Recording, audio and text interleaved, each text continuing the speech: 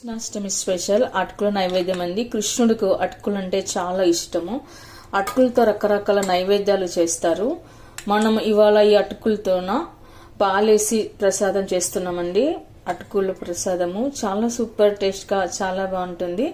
మరి ఈ నైవేద్యము ఎలా చేయాలి, చాలా సింపుల్ గా ఈజీగా అనేది ఇప్పుడు మనం ప్రాసెస్ లోకి వెళ్ళిపోదామండి. అయితే వీడియోని మాత్రం ఎక్కడ స్కిప్ చేయకుండా చూడండి, మీకే అర్థమవుతుంది. చాలా ఈజీగా, సింపుల్ గా, టేస్ట్ గా, హెల్దీగా ఎలా చేయాలనేదో ఇప్పుడు మనం చూద్దాము. ఇలాంతా నైవేద్యం ప్లేట్లో పెట్టుకున్న తర్వాత ఒకసారి మీరు కూడా ట్రై చేయండి. మీకు ఎలా కుదిరిందో కామెంట్స్ లో పెట్టండి, లైక్ చేయండి, షేర్ చేయండి. తప్పకుండా మన ఛానల్ని సబ్స్క్రైబ్ చేయండి. ఇప్పుడు ప్రాసెస్ లోకి వెళ్ళిపోదాము. హలో అండి, వెల్కమ్ టు మై ఇంటి మంట కిచెన్. ఇవాళ మనము కృష్ణుడికి ఎంతో ఇష్టమైన అటుకుల నైవేద్యం చేసుకుందామండి. ఇక్కడ నేను 1 కప్పు వరకు అయితే అటుకులు తీసుకున్నాను. అయితే ఒక్కొక్క ప్రాంతంలో ఒక్కొక్క దగ్గర ఒక్కొక్కలాగా చేస్తారండి. మరి నేను ఎలా చేస్తానండి, చాలా సింపుల్ గా, ఈజీగా, టేస్టీగా చూపిస్తానండి. ఒకసారి మీరు కూడా ట్రై చేయండి. ఇప్పుడు ఈ అటుకుల్ని మనం ఒక బౌల్ తీసుకొని అందులోకి వేసుకుందాము. వీడియోని ఎక్కడ స్కిప్ చేయకుండా చూడండి. ఇలాంతా బౌల్లోకి వేసి పెట్టుకున్న తర్వాత మనము అటుకుల్ని ఒకసారి బాగా క్లీన్గా వాష్ చేసి పెట్టుకుందాము. ఇలా క్లీన్ చేయడం వలన అటుకులో ఉన్న డస్ట్ ఏమైనా ఉంటే వెళ్ళిపోతుంది. ఇలా ఒకసారి క్లీన్ చేసి కడిగి పెట్టుకున్న తర్వాత వాటర్ అంతా వంపేయాలండి. వంపేసిన తర్వాత మనము ఒక 2 నిమిషాల వరకు నుంచి పక్కన పెట్టుకుందాము.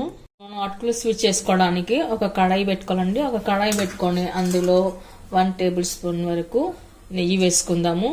మనం డ్రై ఫ్రూట్స్ వేయించుకోవాలి కదా, అందుకే ఇక్కడ నేను కొద్దిగా నెయ్యి అయితే వేస్తున్నాను. తర్వాత నెయ్యి హీట్ అయిన తర్వాత మనము జీడిపప్పు వేసుకుందాము. తర్వాత బాదం పప్పు, కిస్మిస్ పండ్లు, ఈ 3 వేయించుకొని తీసి పెట్టుకుందాము. మరీ ఎక్కువగా మాడిపోకుండా జస్ట్ లైట్గా మనం కలర్ మారే వరకు వేయించుకొని పెట్టుకుంటే సరిపోతుంది. ఓకే అండి, డ్రై ఫ్రూట్స్ వేగిపోయాయి. ఇప్పుడు వీటిని మనం ఒక బౌల్లోకి తీసుకొని పెట్టుకుందాము. నేను ఇక్కడ మొత్తం ఇలా నెయ్యితో సహా తీసి పెట్టుకున్నాను. మనం ఇందాక ఏ కప్పుతో అయితే అటుకులు తీసుకున్నామో అదే కప్పుతో సగము బెల్లం వేసుకోవాలండి. బెల్లం మిక్సీకి వేయడం వల్ల ఇలా పొడి పొడిగా వస్తుంది. ఆ తర్వాత మనము బెల్లం మునిగే వరకు కాచి చల్లార్చిన పాలండి, పాలను వేసి కలుపుకొని పెట్టుకుందాము. నేను ఇక్కడ ఆవు పాలు, ఆవు నెయ్యి ఇవే తీసుకున్నానండి. ఇప్పుడు బెల్లం అంతా కరిగిపోయేలాగా కలుపుకొని పెట్టుకోవాలి.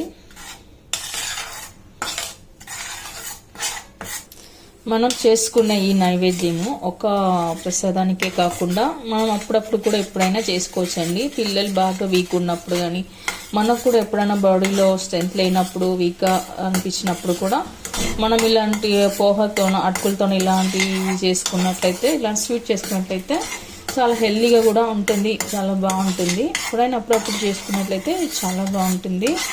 ఇప్పుడు ఇదంతా బెల్లం కరిగిపోయిన తర్వాత చూడండి, ఎక్కడ ఉండలేకుండా బెల్లం అంతా కరిగిపోయింది. మనం బెల్లాన్ని బాగా దంచుకోవాలండి. దంచి పెట్టుకున్న తర్వాత చిన్న మిక్సీ జార్ వస్తుంది కదా, అందులో వేసుకొని ఒక రౌండ్ ఇట్లా మిక్సీ పట్టుకున్నట్టయితే ఇలా బెల్లం పొడి పొడిగా గడ్డ లేకుండా వస్తుంది, త్వరగా కరిగిపోతుంది.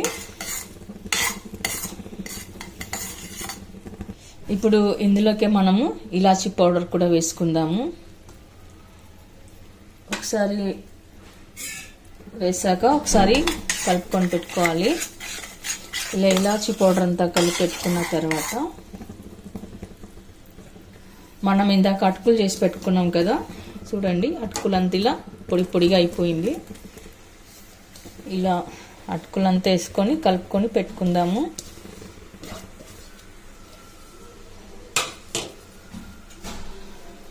బెల్లం మొత్తం ఇలా అటుకులు కంటేలాగా కలుపుకొని పెట్టుకోవాలి. ఇప్పుడు బెల్లం అటుకులు అంతా కలిసిపోయిన తర్వాత మనము కొబ్బరి పొడి వేసుకుందాము. మీ దగ్గర పచ్చి కొబ్బరి ఉంటే పచ్చి కొబ్బరి వేసుకోండి, లేదా ఎండు కొబ్బరి పొడి అయినా సరే వేసుకోవచ్చు. వేసుకొని ఇలా అంతా కలిపి పెట్టుకున్న తర్వాత మనం ఇప్పుడు ఇందాక వేయించి పెట్టుకున్నాం కదా డ్రై ఫ్రూట్స్, ఇవి కూడా వేసేసుకోవాలి. వేసుకొని ఒకసారి బాగా కలుపుకొని పెట్టుకుందాము. ఈ నైవేద్యం చాలా సూపర్ టేస్ట్గా చాలా బాగుంటుందండి.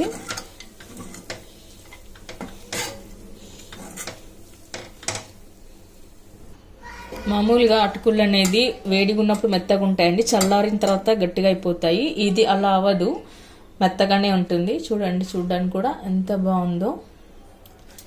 ఇప్పుడు ఇలా డ్రై ఫ్రూట్స్ వేసి కలిపి పెట్టుకున్న తర్వాత పైన కొద్దిగా పుట్నాల పప్పును వేసుకుందాము. ఇలా వేసి మొత్తం కలుపుకొని పెట్టుకోవాలండి. ఇంతేనండి, చాలా సింపుల్, ఈజీగా, చాలా టేస్ట్గా, హెల్దీగా ఉండే అటుకుల నైవేద్యం రెడీ అయింది. ఇప్పుడు మనం ఒక బౌల్లోకి తీసుకుందాము. ఓకేనండి, చూసారుగా చాలా సింపుల్గా ఈజీగా అటుకుల ప్రసాదం ఎలా చేయాలనేది చూపించాను. మరి మీరు కూడా ఒకసారి ట్రై చేయండి. మీకు ఎలా కుదిరిందో కామెంట్స్లో పెట్టండి, లైక్ చేయండి, షేర్ చేయండి. తప్పకుండా మన ఛానల్ని సబ్స్క్రైబ్ చేయండి. ఇలా అంతా ఒక బౌల్లో ప్రసాదం పెట్టుకున్న తర్వాత పైన లైట్గా కొబ్బరి పొడి వేసుకుందాము.